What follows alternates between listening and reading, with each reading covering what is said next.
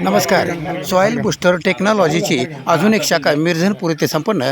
यावेळी विश्वासराव चव्हाण यांनी गुरुप्रसाद सर यांना श्रीफळ देऊन व हार घालून त्यांचा सत्कार करण्यात आला. यावेळी बन्सी काका मसलेकर उपस्थित होते. यावेळी नवीन शाखेचे सर्वेसर्वा मालक अभिजित गायकवाड व गौतम गायकवाड यांचाही सन्मान करण्यात आला. तसेच सोबत त्यांना छत्रपती शिवाजी महाराज यांची प्रतिमाही भेट देण्यात आली.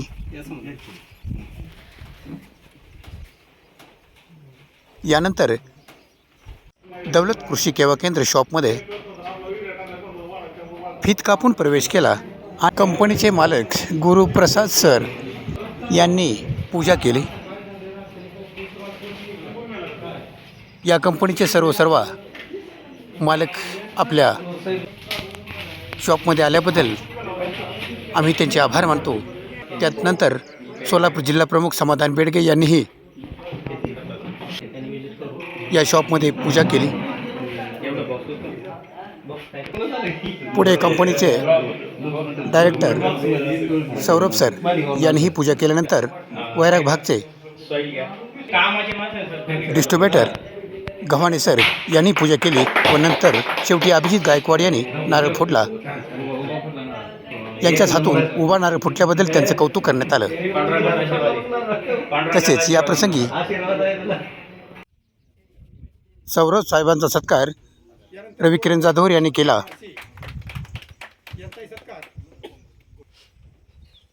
तसेच बालाजी कराड यांनी बार्शी तालुका डिस्ट्रीब्युटर गोरे साहेबांचा सत्कार केला.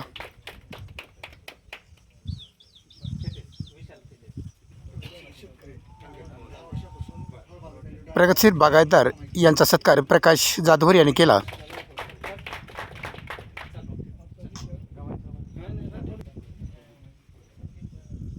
आळजापूरचे बागायतदार घोगे यांनी गव्हाणे साहेबांचा सत्कार केला. यांचा सत्कार आमचे द्राक्ष बागायतदार कृष्णात पाटील यांनी करावा अशी मी त्यांना विनंती करतो.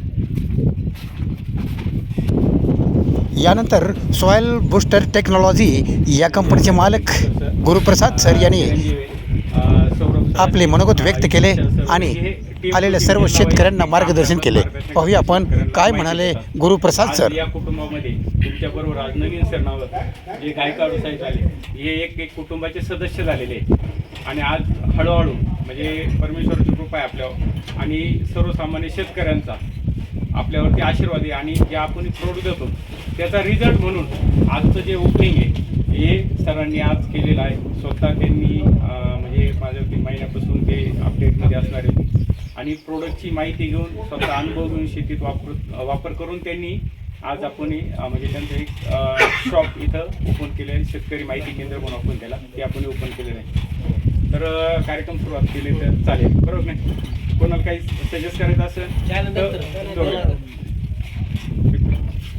म्हणजे साधारण 4 वर्ष होत आलेले आपण ऑर्गॅनिक शेतीमध्ये काम करतोय. त्यामध्ये आपले नवीन आता काही प्रोडक्ट लॉन्च होणार आहे पण पूर्वीचे साधारण 21 प्रोडक्ट हे ऑर्गॅनिकमध्ये आहे. त्याच्यामध्ये पोषकांमध्ये असेल, कीटकनाशकांमध्ये असेल, बुरशीनाशकांमध्ये आणि खताच्या याच्यामध्ये असेल बरोबर नाही. तर अशी कॅटेगरी असते. शेतीला काय पाहिजे, शेतीसाठी काय पाहिजे, नाही शेतीसाठी काय पाहिजे. शेतीला जे आता शेती चालू झालेली आहे आता हे 22 वर्ष समजा औषधं उत्पन्न केले कंपनीनं त्याच्यामधनं शेतीतला जी पोत आहे त्यातली जी जीवाणू आहेत ना ती नष्ट व्हायला आहे आणि खार शेतीमध्ये समजा चालला प्लॉट त्याच्यामध्ये काय करायचं तुम्ही कंपनीनं या मला सांगा. बरोबर. आता आपल्यामध्ये माझ्या मते सर्वात जास्त वयस्कर बसलेले आणि त्यांच्या काळातली शेती तुमच्या काळामध्ये ज्यावेळेस शेती केली जाते त्यावेळेस रासायनिक आलं. 72-73 नंतर हरित क्रांती झाली त्यावेळेस रासायनिक आलं बरोबर आहे ना. तर त्यावेळेस तुम्ही एक उदाहरण द्या मला म्हणजे मग सांगा की ज्यावेळेस एखादं पीक घेत होता समजा कांद्यासारखं असेल, ऊसासारखं असेल, बाजरीसारखं असेल किंवा मक्यासारखं असेल तर मे मध्ये पाऊस चालू झाला. कोणाला अपेक्षित होता का काका तुमच्या काळात कधी झाला की या महिन्यात एवढे पाऊस कधीच नाही झाली. म्हणजे निसर्गाबरोबर आपण लढू शकत नाही बरोबर नाही. निसर्गाचं चक्र आपण बदलू शकत नाही पण त्याच्यातून मार्ग काढून आपण आपले पिकं जगू शकतो बरोबर नाही. म्हणून आपल्याला जे करायचं आहे आता सरांनी अनेक प्रश्न मांडले ॲव्हरेज वाढलं पाहिजे, हे वाढलं पाहिजे, ते वाढलं तर ते कसं वाढवायचं बरोबर नाही. पैलवान करायचा आहे तर तो कसा करायचा आहे, डायरेक्ट करता येईल का एका दिवसामध्ये? आपण जुनी लोक म्हणायचे आता तुमच्या काळात तूप खाल्याने एका दिवसात रूप येत नाही, त्याला वेळ द्यावा लागणार आहे. मग ह्याच गोष्टी आपण जर हळूहळू टप्प्यामध्ये जर केल्या तर 100% आपली शेती म्हणजे समृद्ध आणि 100% जे अपेक्षित उत्पन्न आहे ते तुम्हाला मिळेल.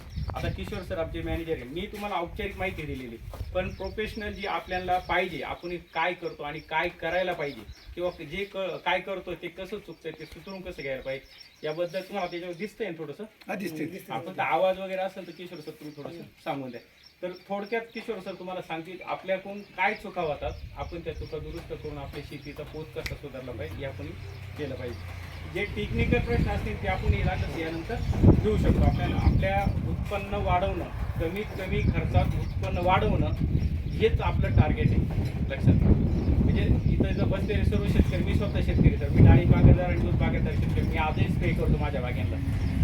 आजही माझ्या ऊस आहे, माझ्या ऊसाचं ॲव्हरेज कमीत कमी 80 टनाच्या आत येत नाही सुरूंचं. आता माझ्या मते डिसेंबरचा ऊस आहे, कुणी बघायला किंवा मी स्वतः त्यांना लाईव्ह कोणी फॉलो केलं मला, मी असलो तर बघू शकता आजही 17 ते 18 कांड्यावरती ऊस आहे. ऊसाचं ॲव्हरेज वाढवण्याची पद्धत असते, कोणत्या पद्धतीने आपण ऊसाचं वाढू शकतो त्याची लावल्यापासून तर जाईपर्यंत त्याची पद्धत आहे. आपण काय करतो, ऊसाचं थोडक्यात सांगतो. आता ऊस पीक मोठ्या प्रमाणात बोलले म्हणून सांगतो.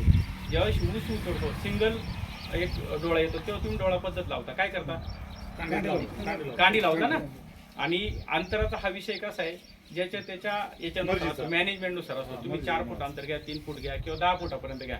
परंतु ऊसाचं कॅल्क्युलेशन असे आहे सर, ज्यावेळेस तुमचा जो डोळावर येतो, एकरात 40,000 डोळे पाहिजे. सरासरी गणित आहे, 40 ते 45,000 डोळे पाहिजे एका एकरामध्ये. मग तुम्ही डोळ्या पद्धतीने लावा, कांडी पद्धतीने लावा. ज्यावेळेस तो डोळा उतरून येतो, थंडीमध्ये थोडाच टाइम लागतो, 25-30 दिवस 40 दिवस पण जातात, कधी कधी चांगलं उतरून यायला. थंडीच्या दिवस म्हणजे सुरू ऊसांना 8 साली ऊस 15 दिवसामध्ये निघून येतात. पण ज्यावेळेस तुम्ही ऊस लावता, ज्यावेळेस तो डोळा पहिला बाहेर येतो, तो सिंगल डोळा येतो, बरोबर नाही. तो म्हणजे असं याच्यात नाही, जास्त बल्कमध्ये येत नाही किंवा ब्रांचेसमध्ये येत नाही. तर काय होतं, ज्यावेळेस तो डोळा बाहेर येतो त्यावेळेस त्या डोळ्याबरोबर आलेले खालचे डोळे हे फार महत्त्वाचे असतात.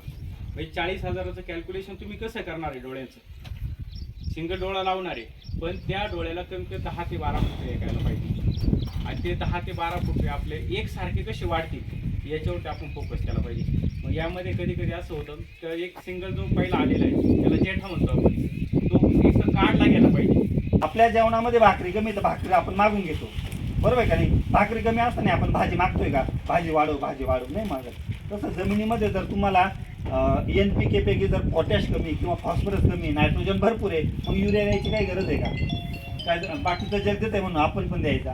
हे प्रश्न तुम्ही स्वतःला विचारा. हे जर याचे उत्तर जर तुम्हाला सापडले तर 100% कोणाला कंपनीवाल्याला विचारायची गरज नाही, साहेब आमच्या शेतात या ना आमच्या ऊसाचं उत्पादन वाढून द्या, तुम्ही स्वतःच वाढवणार ते. अशा प्रकारे ऑर्गॅनिक शेतीचे महत्त्व पटवून देण्यासाठी दौलत कृषी सेवा केंद्र या शाखेचं आज SBT मार्फत उद्घाटन करण्यात आले.